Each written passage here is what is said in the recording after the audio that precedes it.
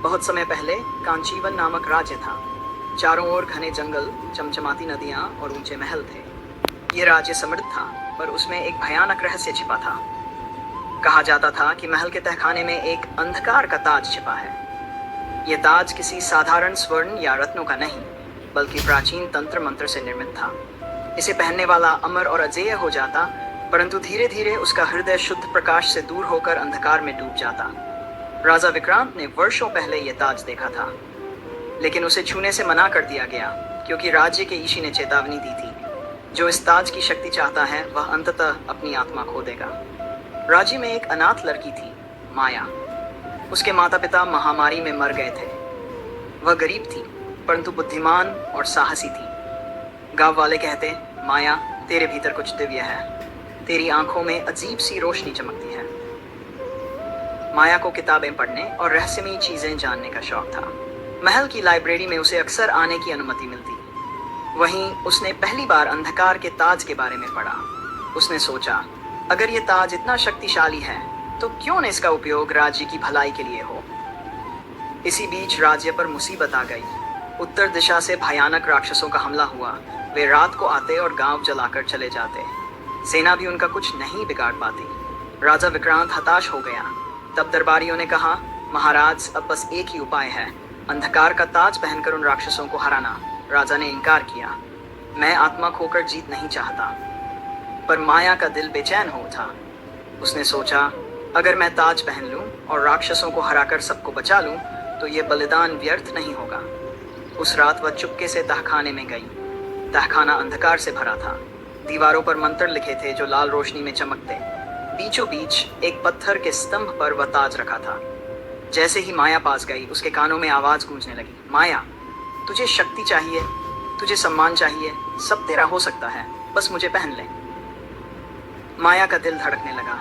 उसके मन में माँ बाप की मौत, गांव वालों की पीड़ा और राक्षसों का आतंक तैर गया। उसने धीरे से ताज उठाया और सिर पर रख लिया। अचानक पूरा तहखाना हिल उठा। माया की आंखों से नीली आग निकलने लगी। उसकी नसों में बिजली सी शक्ति दौड़ गई। अगले ही दिन राक्षसों ने हमला किया, पर इस बार माया अकेली खड़ी हो गई। उसकी आंखें जल रही थीं और हाथ से अग्नि की लपटें निकल रही थीं। उसने अकेले ही राक्षसों का संहार कर दिया। लोग हैरान रह गए। वे चिल्लाए, देवी माया, यह हमारी रक्षक है। राजा भी आश्चर्यचकित था। उसने माया को गले लगाया और कहा, तूने राज्य को बचा लिया। पर धीरे धीरे माया का स्वभाव बदलने लगा। पहले वह हंसमुख और दयालु थी, अब वह चुप और कठोर हो गई। उसकी आंखों के नीचे काले घेरे गहराने लगे। रात को उसे अजीब सपने आते, खून, युद्ध और चीखें। ताज उसके कानों में फुसफुसाता, तू देवी नहीं, रानी है। राज्य पर हक तेरा है। शक्ति कभी बांटी नहीं जाती, शक्ति छिनी जाती है। महीनों बीते। अब माया ने राज्य पर कब्जा कर लिया। राजा विक्रांत को उसने कारावास में डाल दिया। लोग डरने लगे। जिसने उसकी आज्ञा नहीं मानी, उसे नीली आग में जला दिया जाता। लेकिन माया के भीतर अभी भी एक कोना मानवता से भरा था।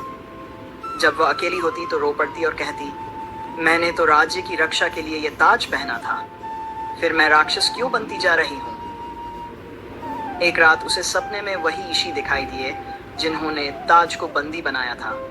उन्होंने कहा, माया, शक्ति पाने के लिए तेरा इरादा पवित्र था, पर अब ताज तुझ पर हावी हो चुका है। या तो तू इसे छोड़ दे या ये तुझे निगल जाएगा।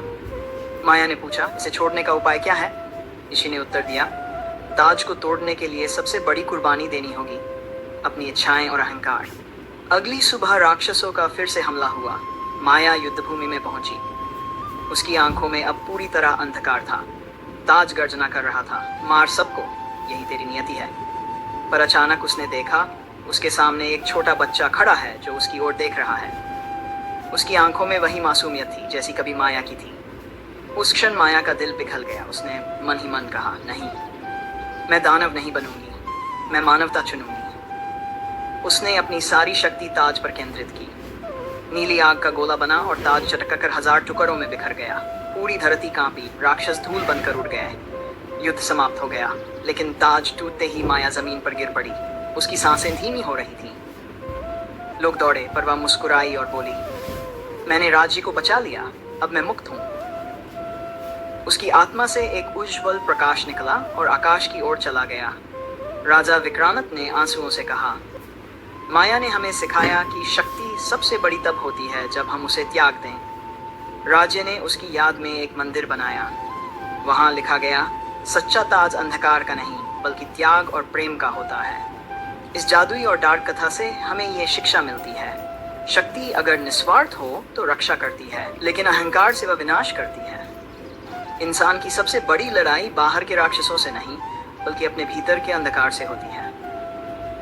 असली अमरता सत्ता में नहीं बल्कि त्याग और प्रेम में है।